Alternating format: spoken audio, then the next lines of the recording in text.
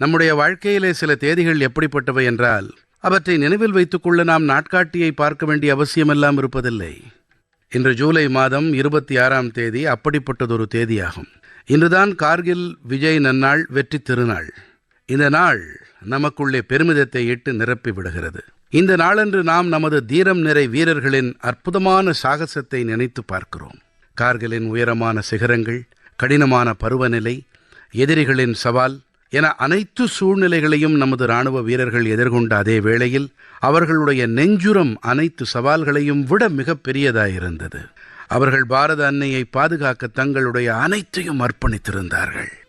இன்று கார்கில் வெற்றி திருநாளன்று அனைத்து வீரம் நிறை உயிர் தியாகிகளுக்கும் இராணுவ வீரர்களுக்கும் ஸ்ரத்தையுடன் கூடிய வணக்கங்களை செலுத்துகிறேன்.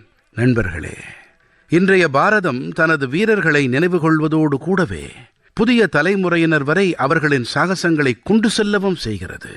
இந்த உணர்வோடுதான் இந்த ஆண்டு சிறப்பானதொரு ஷௌர்ய விஜய் யாத்ரா, அதாவது துணிச்சல் வெற்றி பயணம் மேற்கொள்ளப்பட்டது. ஜூலை மாதம் 14ஆம் தேதியன்று தில்லியின் தேசிய போர் நினைவகத்திலிருந்து தொடங்கிய இந்த மோட்டார் சைக்கிள் பயணம் திராஸில் உள்ள கார்கில் போர் நினைவகம் வரை பயணிக்கும். இது தாங்கிச் செல்லும் செய்தி என்னவென்றால், one right, one nation, one salute, அதாவது ஒரு பயணம், ஒரு தேசம், ஒரு வணக்கம். தேசத்திற்காக அளிக்கப்பட்ட உயிர் தியாகம் என்றும் மறக்கப்படாது என்பதையே இந்த பயணம் நமக்கு நினைவூட்டுகிறது. நண்பர்களே, இன்று பாரதம் தனது இராணுவ வீரர்களின் சாகசத்தோடு கூடவே தனது தொழில்நுட்பத் திறனையும் தொடர்ந்து பலப்படுத்திக் கொண்டு வருகிறது. சில நாட்கள் முன்னதாக பாரத நாட்டு கடற்படையோடு INS மகேந்திரகிரி போர்க்கப்பல் இணைக்கப்பட்டது. இந்த நவீன போர்க்கப்பல் பாரத நாட்டிலேயே வடிவமைக்கப்பட்டு பாரதத்திலேயே தயாரிக்கவும் பட்டது. இதிலே 75%க்கும் அதிக அளவிலே உள்நாட்டு தயாரிப்பு பொருட்கள் பயன்படுத்தப்பட்டிருக்கின்றன. இதுவே தற்சார்பு பாரதத்தின் பெருகி வரும் சக்தியின் அடையாளம். இந்த மாசத்திலேயே DRDO நிறுவனமானது பினாகா தொலைதூர வழிநடத்தப்படும் ராக்கெட் ஏவுகணையையும் வெற்றிகரமாக பரிசோதனை செய்தது. இந்த வெற்றியின் பின்னணியில் நமது விஞ்ஞானிகள் மற்றும் பொறியாளர்களின் கூட்டு முயற்சி இருக்கிறது. 2-3 நாட்கள் முன்னதாகத்தான் DRDO நிறுவனம் குஷா ஏவுகணையை வெற்றிகரமாக பரிசோதனை செய்திருந்தார்கள். நண்பர்களே, இன்று பாதுகாப்பு தளவாட உற்பத்தியாகட்டும், அவற்றின் ஏற்றுமதியாகட்டும், அல்லது நட்பு நாடுகளோடு ராஜீய ஒத்துழைப்பாகட்டும், பாரதம் தொடர்ந்து புதிய சிகரங்களை நோக்கி பயணித்துக் கொண்டே இருக்கிறது. இந்த மாத தொடக்கத்திலே நான் இந்தோனேஷியா பயணித்திருந்தேன். அங்கே பிரம்மோஸ் மற்றும் ஆயுத ஏவுகணைகளுக்கான ஒரு பெரிய புரிந்துணர்வு ஏற்படுத்தப்பட்டது. பாரதத்தின் பாதுகாப்பு தளவாடங்கள் மற்றும் தொழில்நுட்பத்தின் மீதான உலகின் நம்பிக்கை வளர்ந்து வருகிறது. இந்த கார்கில் வெற்றி திருநாளன்று நாம் நமது அமரத்துவம் பெற்ற உயிர் தியாகிகளை நினைவில் ஏற்றுவோம். பாதுகாப்பான, திறமை மிகுந்த, தற்சார்பு நிறைந்த பாரதத்தை படைக்கும் உறுதிப்பாட்டை மேலும் வலுப்படுத்துவோம். வாருங்கள். என் மனம் நிறை நாட்டு மக்களே, மனதின் குரலின் கடந்த பகுதியில் கேட்ச் த ரெயின், மழை நீரை சேகரிப்போம் இயக்கம் பற்றி விவாதித்திருந்தேன். பருவமழையின் ஒவ்வொரு சொட்டையும் பாதுகாக்க இந்த இயக்கத்தை மக்கள் இயக்கமாக ஆக்க வேண்டும் என்று நான் வேண்டுகோள் விடுத்திருந்தேன். மழை நீரை சேகரிப்போம் என்பது தரும் செய்தி மிகவும் எளிமையானது. எங்கே மழை பொழிகிறதோ, எப்போது அது பொழிகிறதோ, அந்த நீரை அங்கேயே சேமியுங்கள். ஆகையால் ஜூலை மாதம் 4ஆம் தேதி தொடங்கி தேசமெங்கும் ஒரு விசேஷமான இயக்கமும் நடைபெற்று வருகிறது.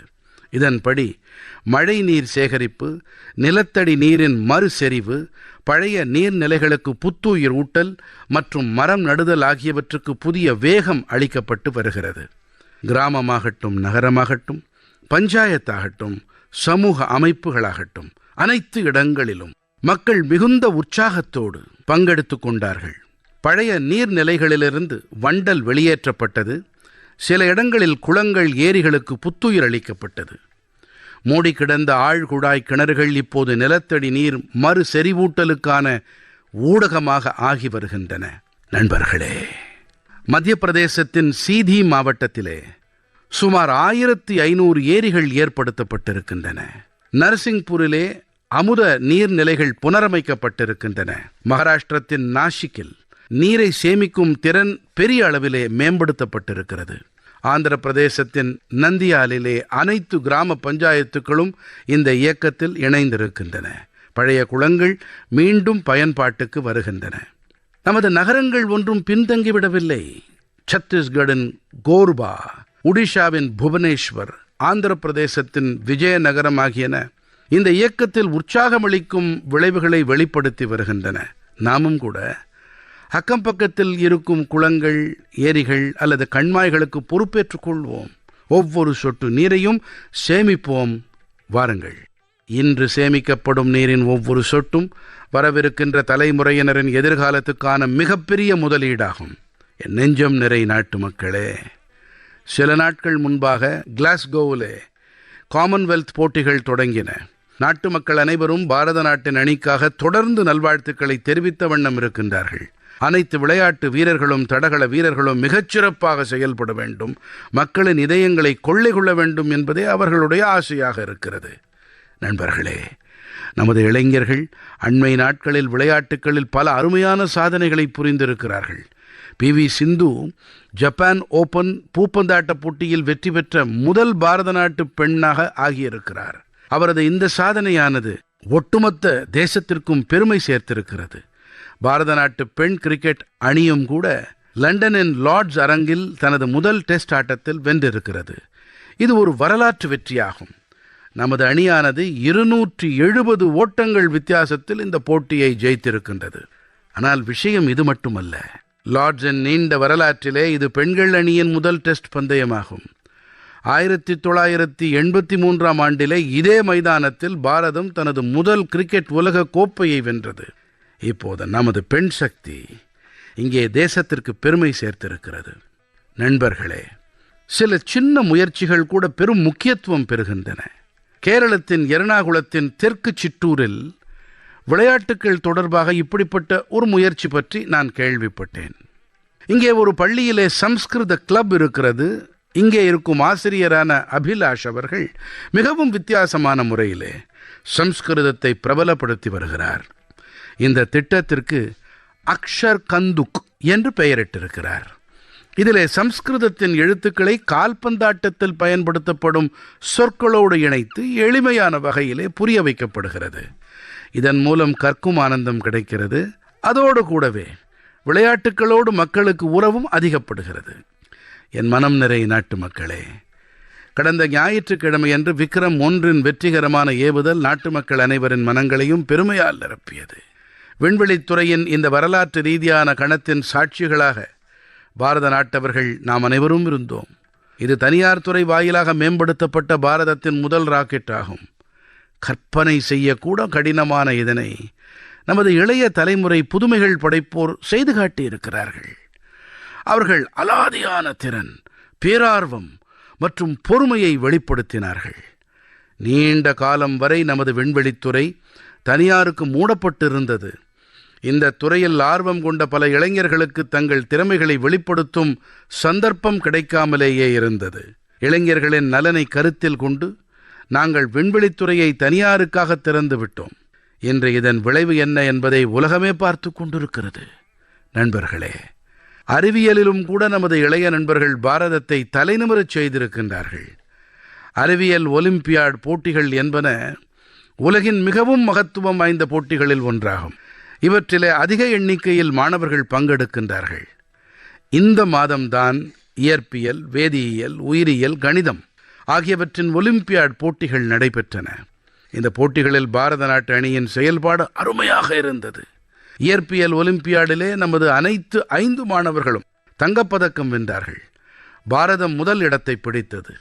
கடந்த 10 ஆண்டிலே நடந்த அனைத்து இயற்பியல் ஒலிம்பியாடிலுமே நமது நாட்டின் மாணவர்கள் தங்கம் அல்லது வெள்ளிப் பதக்கங்களை கண்டிப்பாக ஜெயித்து வந்திருக்கின்றார்கள். வேதியியல் ஒலிம்பியாடிலும் கூட நமது அனைத்து மாணவர்களும் தங்கப் பதக்கங்களை வென்றிருக்கின்றார்கள். இதுவரையிலான ஆகச்சிறந்த செயல்பாடு இது.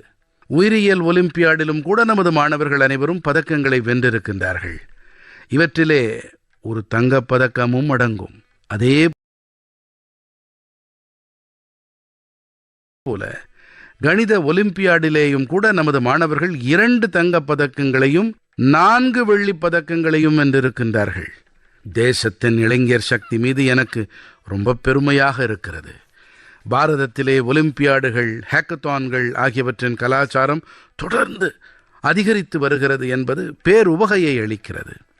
தேசத்தின் அதிக அளவிலான இளைஞர்கள் இப்படிப்பட்ட மேடைகளிலும் தங்களுடைய ஆர்வத்தை வெளிப்படுத்தி பாரதத்திற்கு மேலும் பெருமை சேர்ப்பார்கள் என்பதில் எனக்கு நம்பிக்கை இருக்கிறது. என் உளம் நிறை நாட்டு மக்களே, திறனும் இருக்கிறது, சாதிக்க வேண்டும் என்ற பேரார்வமும் இருக்கிறது எனும்போது அனைத்து பாதைகளும் எளிதாகி விடுகின்றன.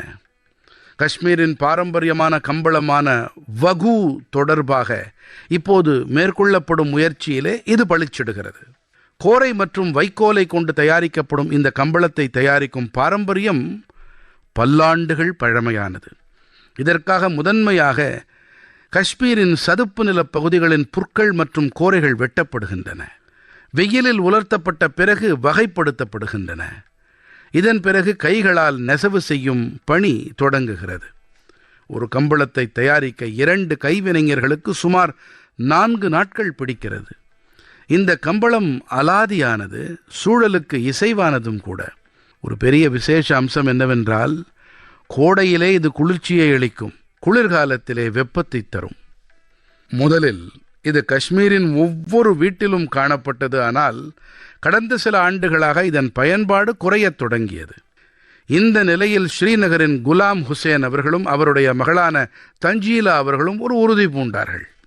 இருவரும் வகு கைவினைத்திறன் பாரம்பரியத்துக்கு ஒரு புதிய வாழ்க்கை அளிக்க வேண்டும் என்பதை குறிக்கோளாக்கி கொண்டார்கள். குலாம் ஹுசேன் அவர்கள் மிகவும் எளிமையான குடும்பத்தைச் சேர்ந்தவர். இந்த பணியிலே அவர் பல சவால்களை எதிர்கொள்ள வேண்டியிருந்தது. ஆனால் பார்த்து கொண்டிருக்கும் போதே அவருடைய இந்த முயற்சியில் பலர் இணையத் தொடங்கினார்கள். குலாம் ஹுசேன் அவர்கள் இந்த திறமையை மேலும் முன்னெடுத்துச் சென்றார். அவருடைய குறிக்கோளுக்காக மாநில அளவிலே அரசு உதவிகளும் கிடைத்தன. இன்று விரைவாக மக்களின் விருப்பத்தை பெற்று வரும் வகுவானது தேசத்தின் பிற பாகங்களுக்கும் சென்று சேர்ந்து வருகிறது. இந்த முயற்சியில் இணைந்த அனைவரையும் நினைத்து நான் மிகவும் பெருமை அடைகிறேன். இன்று நாம் அனைவரும் உள்ளூர் பொருட்கள் மீது அழுத்தம் கொடுத்து வருகிறோம். உள்ளூர் பொருட்களுக்கு குரல் கொடுப்போம் என்ற மந்திரத்தை தாங்கி பயணித்துக் கொண்டிருக்கிறோம். இந்த நிலையில் காஷ்மீரத்தின் வகுவும் கூட உங்கள் இல்லங்களிலே இடம்பெற வேண்டும் என்பதையும் நீங்கள் கவனத்தில் கொள்ளுங்கள். நண்பர்களே, நமது தேசத்திலே தேநீர் என்பது ஒரு பானம் மட்டுமல்ல, இது நம்மோடு இரண்டரக் கலந்தது.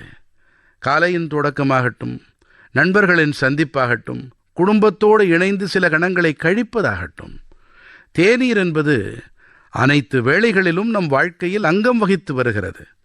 எனக்கும் தேநீருக்குமான உறவு பற்றி நீங்கள் நன்கு அறிவீர்கள் இல்லையா? ஆனால் இன்று நாம் உரையாட இருக்கும் தேநீர் அது சுவையை மட்டும் அளிக்கவில்லை, பல சகோதரிகளுக்கு வாழ்க்கையையும் அளித்திருக்கிறது. தற்சார்பு என்ற புதிய நறுமணத்தையும் கலந்திருக்கிறது. உத்தரப்பிரதேசத்தின் பிஜ்னோர் மாவட்டத்தின் லக்கிவாலா கிராமத்திலே சுய உதவி குழுவோடு தொடர்புடைய பெண்கள் விதுர் பிரேரணா சுதேசி ஹெர்பல் டீ, அதாவது மூலிகை தேநீரை தயாரித்திருக்கிறார்கள். இதிலே லெமன் கிராஸ் எனும் காவட்டம்புல், சீந்தில், அதிமதுரம், துளசி, பச்சை மஞ்சள், பட்டை, ஏலக்காய், சோம்பு போன்ற இயற்கை பொருட்கள் அடங்கியுள்ளன.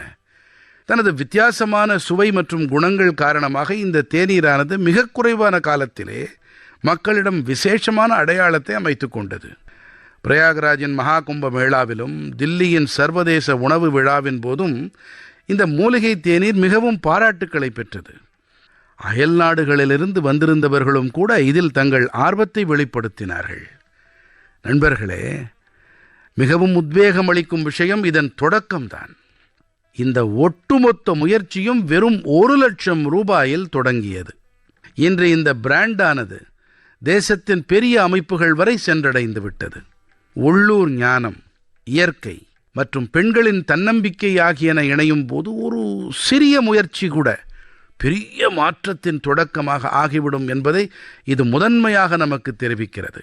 என் கனிவான நாட்டு மக்களே, இன்று நாடெங்கிலும் ஓர் மரம் அன்னையின் பெயரில் இயக்கம் வாயிலாக இயற்கையின் பால் மக்கள் தங்களுடைய பொறுப்பையும் கடமையையும் ஆற்றி வருகின்றார்கள்.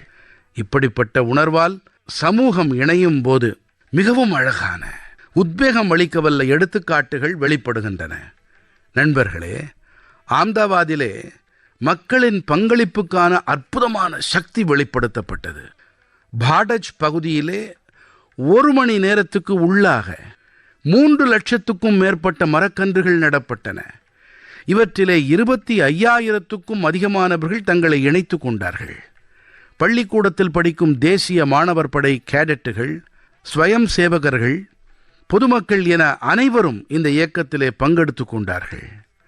வரவிருக்கின்ற ஆண்டுகளிலே இந்த மரங்களெல்லாம் ஒரு அடர்ந்த நகர்ப்புற காடாக உருப்பெறும். இந்த முயற்சி கின்னஸ் உலக சாதனைகள் புத்தகத்திலே இடம் பிடித்தது. நண்பர்களே, ஓர் மரம் அன்னையின் பெயரில் இயக்கத்தின்படி உத்தரப்பிரதேசத்திலும் கூட மக்கள் பங்களிப்பின் அற்புதமான உறுதிப்பாட்டை காண முடிந்தது. அங்கே ஒரே நாளிலே ஜூலை மாதம் 12ஆம் தேதியன்று 35 கோடிக்கும் அதிகமான மரக்கன்றுகள் நடப்பட்டன. உத்தரப்பிரதேசத்தின் நாடாளுமன்ற உறுப்பினர் என்ற வகையில் எனக்கு இது விசேஷ கௌரவம் அளிக்கும் விஷயம். எனக்கு பிரியமான நாட்டு மக்களே, மரம் என்பது மனிதர்களுக்கானது மட்டுமல்ல, இவை எண்ணிலடங்கா உயிரினங்களின் இருப்பிடமாகவும் இருக்கின்றன. குஜராத்தின் கிர் காடுகளில் சுமார் 60 ஆண்டுகளுக்குப் பிறகு இந்தியன் கிரே ஹார்ன்பில் எனும் சாம்பல் இருவாயன் மீண்டும் கூடுகட்டத் தொடங்கியிருக்கிறது. பல ஆண்டுகளாக நடைபெற்று வரும் பராமரிப்பு மற்றும் மீளுருவாக்க முயற்சிகளின் விளைவாகும் இது. இந்த இருவாயன் வனங்களின் விவசாயி என்று அழைக்கப்படுகிறது.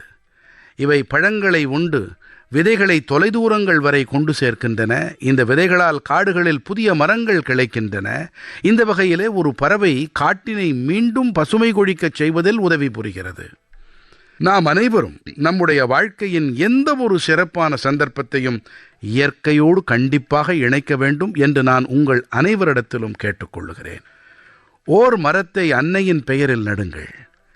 இன்று நடப்பட்ட ஒரு சிறிய மரக்கன்று வரவிருக்கும் தலைமுறையினருக்கு பசுமை, தூய்மையான காற்று, அழகான எதிர்காலத்தின் மரபாக ஆகக்கூடும்.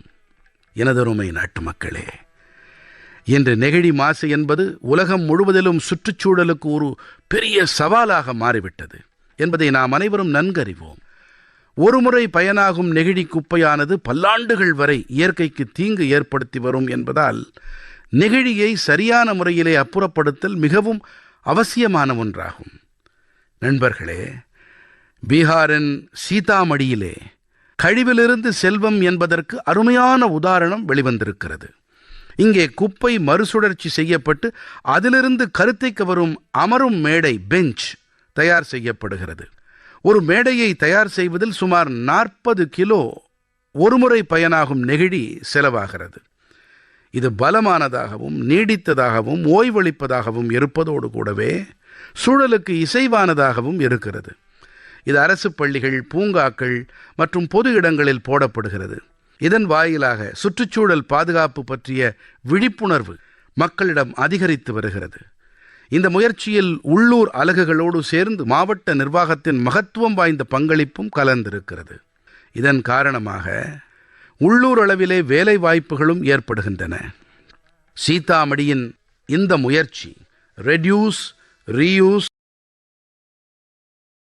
அண்ட் ரீசைக்கிள், அதாவது குறைவாக பயன்படுத்தல், மீள் பயன்படுத்தல், மறுசுழற்சி செய்தல் என்பவை வெறும் கோஷங்கள் அல்ல, மாறாக இவை நமது வாழ்க்கையின் அங்கமாகவே ஆகிவிட்டன என்பதையே சீதாமடியின் இந்த முயற்சி நமக்கு தெரிவிக்கிறது. நண்பர்களே, கடந்த முறை மனதின் குரலிலே பிள்ளையார் சதுர்த்தி பற்றி பேசியிருந்தேனே, உங்களுக்கு நினைவிருக்கிறது இல்லையா? நமது தேசத்தின் மண்ணாலான பிள்ளையார் சிலைகளையே வழிபட வேண்டும் என்று அப்போது நான் உங்களிடம் வேண்டிக் கொண்டேன். பிஓபி, பிளாஸ்டர் ஆஃப் பாரிஸால் செய்யப்பட்ட பிள்ளையார் விக்கிரகங்களையோ அயல் நாடுகளிலிருந்து வரும் பிள்ளையார் சிலைகளையோ பயன்படுத்துவதற்கு பதிலாக நம் நாட்டின் மண்ணாலான பிள்ளையார் சிலைகளை வீடுகளில் வைத்து வழிபாடு செய்ய வேண்டும். இது தொடர்பாக பலர் எனக்கு செய்திகளை அனுப்பியிருக்கின்றார்கள், தங்களுடைய கருத்துக்களை முன்வைத்திருக்கின்றார்கள். என்னுடைய வேண்டுகோளை அவர்கள் ஏற்றுக்கொண்டிருப்பதாக பலர் எனக்கு எழுதியிருக்கின்றார்கள். உள்ளூரின் மண்ணை கொண்டு தயார் செய்யப்பட்ட பிள்ளையார் சிலையை மட்டுமே நிறுவுவோம் என்று தங்களுடைய மன உறுதிப்பாட்டை வெளிப்படுத்தி இருக்கின்றார்கள். மனதின் குரலில் முன்னமும் கூட இப்படிப்பட்ட விவாதம் நடைபெற்றிருப்பதாகவும் அதனால் சரியான நேரத்தில் சரியான முடிவை எடுக்க முடிந்ததாகவும் அவர்கள் தெரிவித்திருக்கின்றார்கள். இந்த முறை பிள்ளையார் சதுர்த்தியிலே நம் தேசத்தின் மண்ணாலான திருவுருவச் சிலையையே வழிபாட்டுக்கு நீங்கள் பயன்படுத்துங்கள் என்று நான் மீண்டும் ஒருமுறை என்னுடைய வேண்டுகோளை விடுக்கின்றேன். உங்களுடைய இந்த முயற்சியும் கூட ஒரு வகையிலே இயற்கைக்கு நீங்கள் செய்யும் வழிபாடாகும். என் மனம் நிறை நாட்டுமக்களே, இப்போது நான் உங்களிடம் கூறவிருக்கும் ஒரு நபர் குறித்து நீங்கள் தெரிந்து கொண்டால் நீங்கள் மிகவும் பெருமிதம் கொள்வீர்கள். இவர் அறிவியல் மற்றும் புதுமைகள் படைத்தல் துறையில் பெரிய அளவில் பணியாற்றி வருகிறார். தனக்கென உலகிலே ஒரு அடையாளத்தை ஏற்படுத்தி கொண்டிருந்தாலும் கூட இவர் தனது வேர்களின் ஆழங்களோடு இணைந்திருப்பவர். சந்தர்ப்பம் வாய்க்கும் போதெல்லாம் தனது மண்ணுக்கு மரியாதை செலுத்துவதை மறக்காதவர். அந்த மனிதர்தான் மணிப்பூரைச் சேர்ந்த டாக்டர் ரொனால்டோ லைஷ்ராம் அவர்கள். இவருடைய பெயர் ரொனால்டோ என்றாலும் இவர் ஒரு வானியற்பியலாளர். இவர் ஜப்பானிலே பணியாற்றி வருகிறார். இளம் பால்வெளி மண்டலங்களின் ஒரு பரந்த கூட்டத்தை பற்றி ஆய்வு செய்யும் குழுவின் அங்கமாக இருந்திருக்கிறார். அவர் என்னதான் செய்தார் என்பதை நீங்கள் அறிந்து கொள்ள விரும்புவீர்கள் இல்லையா? உள்ளபடியே இவர் ஒட்டுமொத்த கூட்டத்தின் பெயரை மணிப்பூரின் ஒரு அழகான ஏரியோடு இணைத்து லோக்டக் புரோட்டோ கிளஸ்டர் என்று பெயரிட்டிருக்கிறார்.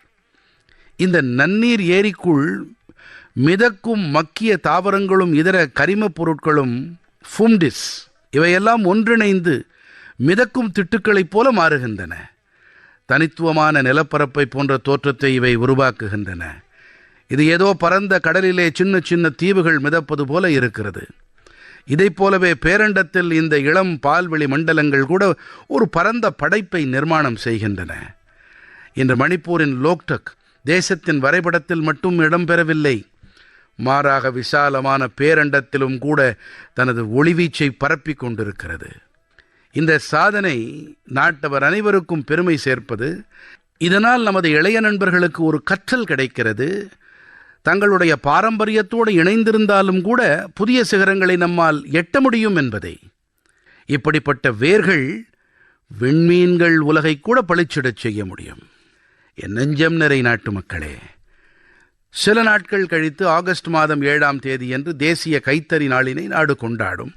இந்த வேளையிலே நமது நெசவாளர் சகோதர சகோதரிகளின் திறன்கள், அவர்களின் படைப்பாற்றல் ஆகியவற்றுக்கு நாம் விழா எடுக்கிறோம்.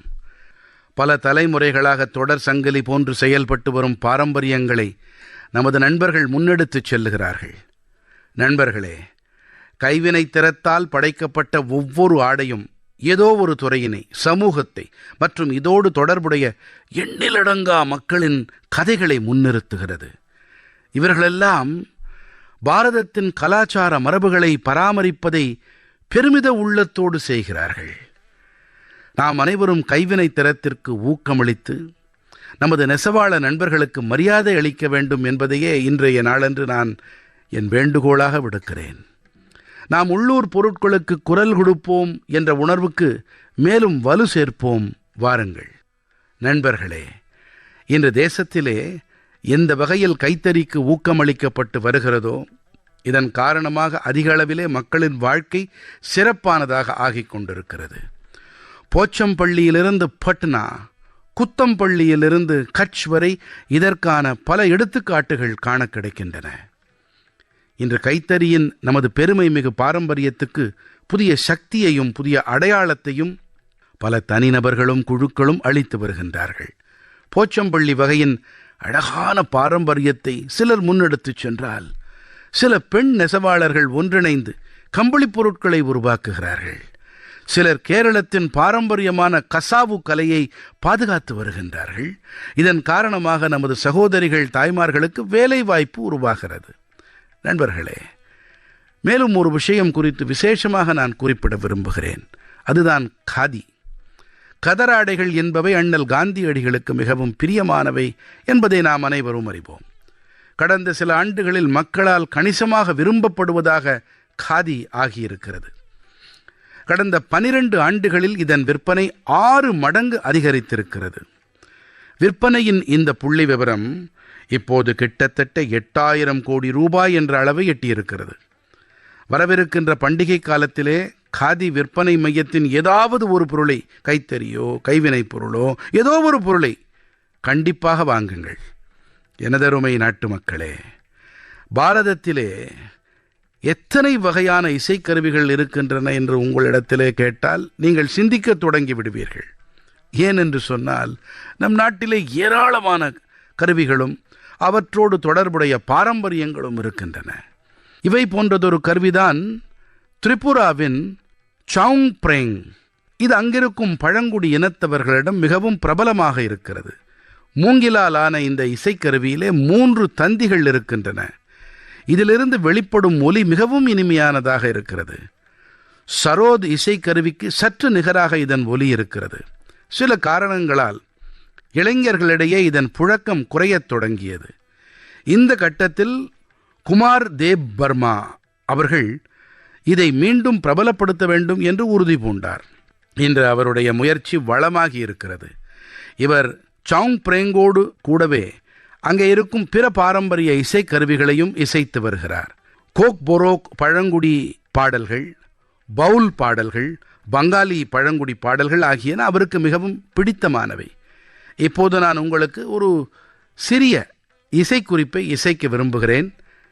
இந்த இசையை உங்களால் என்றைக்கும் மறக்க முடியாது.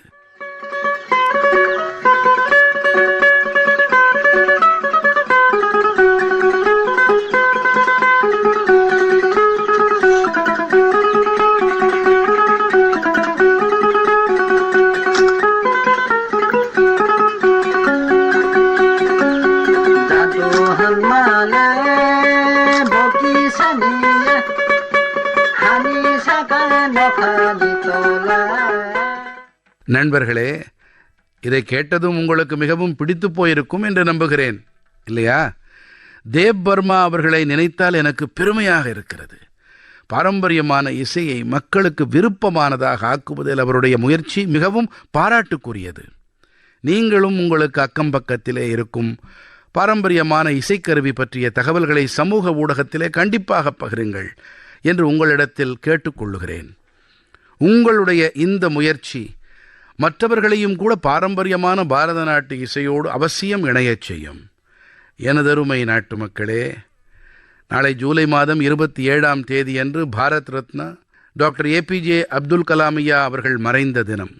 டாக்டர் கலாம் ஐயா அவருடைய ஆளுமையில் கருத்தூக்கம் அளிக்கும் பல கூறுகள் இருந்தன என்றாலும் அவருடைய இதயத்திற்கு மிகவும் நெருக்கமான ஒன்று என்றால் அது ஆசிரியர் என்ற பங்களிப்புத்தான். அவர் சிறுவர்களையும் இளைஞர்களையும் பெரிய பெரிய கனவுகளை காண உத்வேகப்படுத்தினார். தற்செயல் நிகழ்வாக இந்த வாரம் நாம் குரு பூர்ணிமா புனிதமான நாளையும் கொண்டாட இருக்கிறோம். நமது தாய் தந்தை தாம் நமது மூத்த குருமார்கள். பள்ளியில் நமது ஆசிரியர்கள் நமக்கு எழுத்தறிவை அளிக்கின்றார்கள். குரு பூர்ணிமையானது இப்படிப்பட்ட அனைத்து குருமார்களிடத்திலும் நன்றி உணர்வை வெளிப்படுத்தவல்ல சந்தர்ப்பமாகும். நாட்டின் அனைத்து ஆசிரியர்கள் குருமார்களுக்கும் நான் என் அர்ப்பணிப்புடனான வணக்கத்தை தெரிவிக்கிறேன். நண்பர்களே, சில வாரங்கள் கழித்து நாம் சுதந்திர திருநாளை கொண்டாட இருக்கிறோம். ஆகஸ்ட் மாதம் 15ஆம் தேதி என்பது இந்தியர்கள் அனைவருக்கும் பெருமிதம் தரும் தினமாகும். பாரத நாட்டின் சுதந்திரத்தின் பொருட்டு தங்கள் அனைத்தையும் அர்ப்பணித்த கணக்கே இல்லாத வீரர்களை நாம் நினைவில் கொள்ளும் தினமாகும் இது. அவர்களுடைய தியாகம், தவம் காரணமாகவே இன்று நமது கைகளிலே மூவண்ணக் கொடி இருக்கிறது. இந்த மூவண்ணக் கொடியிலே தான் நமது அரசியலமைப்பு சட்டத்தின் குறிக்கோள் இருக்கிறது. நண்பர்களே, கடந்த சில ஆண்டுகளில் வீடுதோறும் மூவண்ணக் கொடி இயக்கமானது தேசம் முழுவதையும் ஒரு அற்புதமான உணர்வினால் இணைத்தது. ஒவ்வொரு வீடு, ஒவ்வொரு தெருவிலும் மூவண்ணக் கொடியின் விழா தென்பட்டது. இந்த ஆண்டும் கூட நாம் வீடுதோறும் மூவண்ணக் கொடி இயக்கத்தை முழு உற்சாகத்தோடு முன்னெடுத்துச் செல்ல வேண்டும். நமது இல்லங்களில் முழு மரியாதையோடு மூவண்ணக் கொடியை பறக்க விட வேண்டும். நண்பர்களே, ஒவ்வொரு ஆண்டும் ஆகஸ்ட் மாதம் 15ஆம் தேதிக்கு முன்பாகவும் நீங்கள் எனக்கு நிறைய கருத்துக்கள், ஆலோசனைகளை அளிப்பீர்கள். இந்த ஆண்டும் கூட நீங்கள் உங்களுடைய கருத்துக்களை மைகோவ் தளத்தில் கண்டிப்பாக அனுப்பி வையுங்கள். உங்களுடைய கருத்துக்கள், ஆலோசனைகளுக்காக நான் காத்திருப்பேன். நண்பர்களே, மனதின் குரலில் இந்த முறை இம்மட்டே. அடுத்த மாதம் நாம் மீண்டும் சந்திப்போம். நாட்டு மக்களின் பல புதிய சாதனைகள், உள்ளெழுச்சி அளிக்கும் முயற்சிகளோடு இணைவோம். அதுவரை உங்களிடமிருந்து அனுமதி கோருகிறேன். பல பல நன்றிகள். வணக்கம்.